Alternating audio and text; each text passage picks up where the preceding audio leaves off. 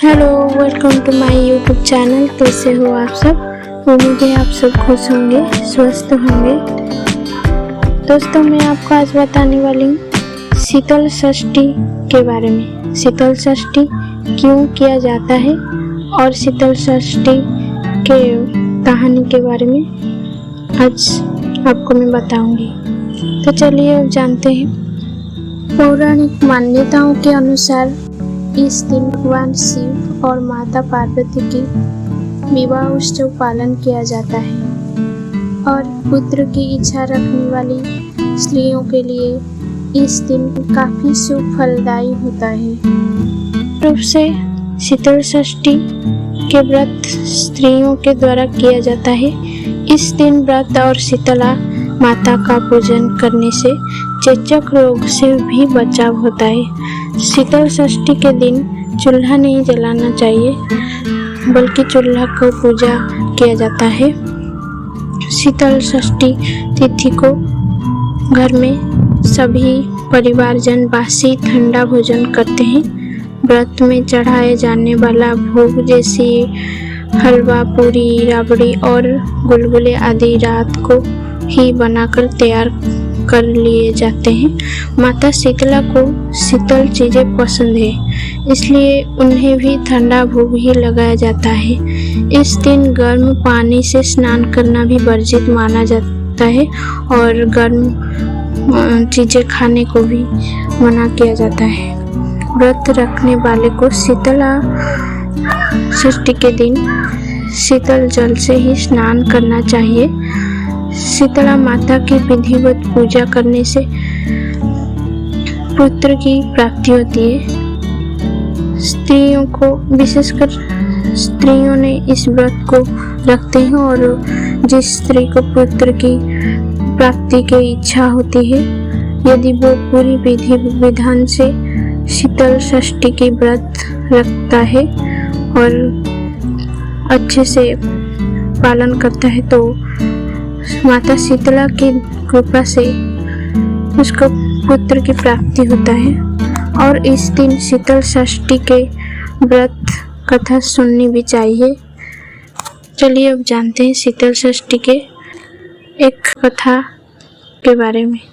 एक समय की बात है, एक ब्राह्मण के 7 बेटे थे। सभी का विवाह हो चुका था, परंतु ब्राह्मण के 7 बेटों की कोई संतान नहीं थी।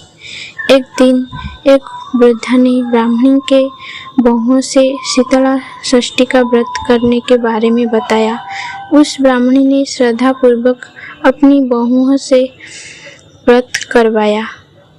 वर्ष भर में ही उसकी सारी वधुएं पुत्रवती हो गई।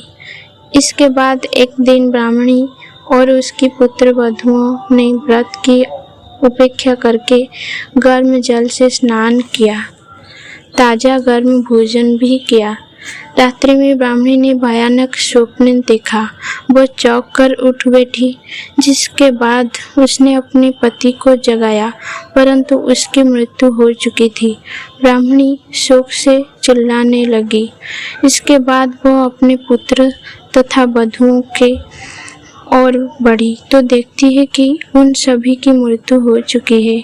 वह दाढ़े मार कर विलाप करने लगी। आवाज सुनकर पड़ोसी जाग गए।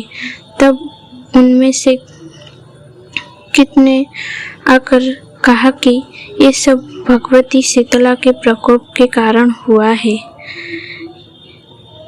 रोती चिल्लाती हुई वन की ओर बुढ़िया चल पड़ी। रास्ते में उसे एक बुढ़िया मिली। वह अग्नि की ज्वाला से तड़प रही थी। वह और कोई नहीं थी, माता शीतला ही थी। अग्नि की ज्वाला से व्याकुल माता शीतला ने ब्राह्मणी को मिट्टी के बर्तन में दही लाने के लिए कहा। तब ब्राह्मणी ने तुरंत ही दही लाकर भगवती शीतला के शरीर पर दही का लेप किया, जिससे उनके शरीर की ज्वाला शांत हो गई। जब ब्राह्मणी को पता चला कि उसी के कारण ये सब हुआ है, तो उसे अपने किए कर्म पर बहुत पश्चाताप हुआ, जिसके बाद उसने माता से अपने परिवार को जीवित करने की विनती की। माता शीतला ने परिवार को